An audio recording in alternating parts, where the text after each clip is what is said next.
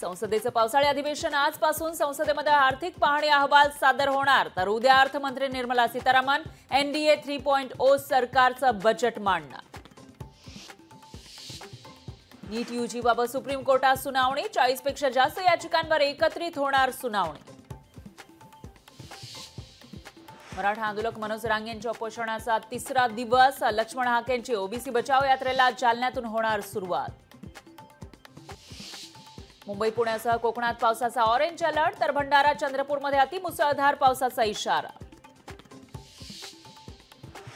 अमेरिकेच्या राष्ट्राध्यक्षपदाच्या निवडीतून Joe Biden यांची माघार, पक्ष आणि देशाचं हित पाहून माघार घेतल्याचं बायडन यांचं स्पष्टीकरण, तर डोनाल्ड ट्रम्प विरोधात कोण याची उत्सुकता शिगेला.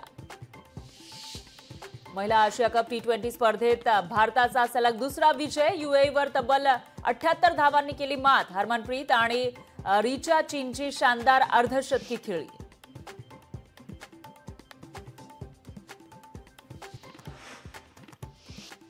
गुरुपौर्णिमेनिमित्त मुख्यमंत्री एकनाथ शिंदेंनी आनंद दिघेंना केलं अभिवादन. ठाण्यातील आनंद आश्रम आणि आनंद दिघे यांच्या शक्तीस्थळाला दिली भेट.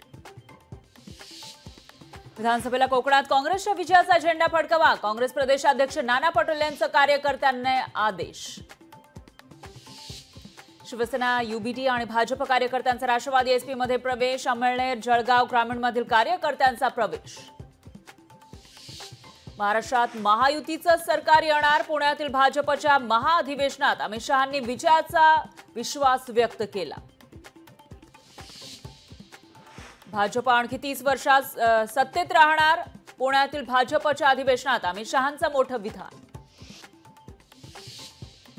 काँग्रेसनं कधी आश्वासनं पूर्ण केली नाही, राहुल गांधींच्या खटाखट वक्तव्यावर शहांची सडकून टीका. विरोधकांवर बोलायचं, त्यांनी मैदानात उतरा, विरोधकांच्या फेक नरेटिव्हला थेट नरेटिव्हनं उत्तर द्या, फडणवीसांचा भाजपमधील बाचाळवीरांना सल्ला.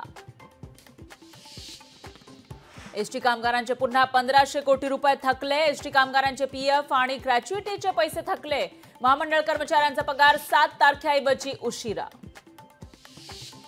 रायगडमधील सावित्री नदीच्या पाणी पातळीत धोकादायक वाढ, नगरपालिकेनं भोंगा वाजवून दिला सतर्कतेचा इशारा.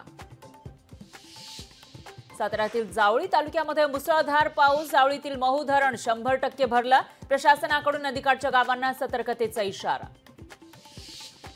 सातपुड्यातील वाल्हेरी धबधबा ठरतोय आकर्षणाचं केंद्रबिंदू, धबधबा पाहण्यासाठी पर्यटकांची गर्दी.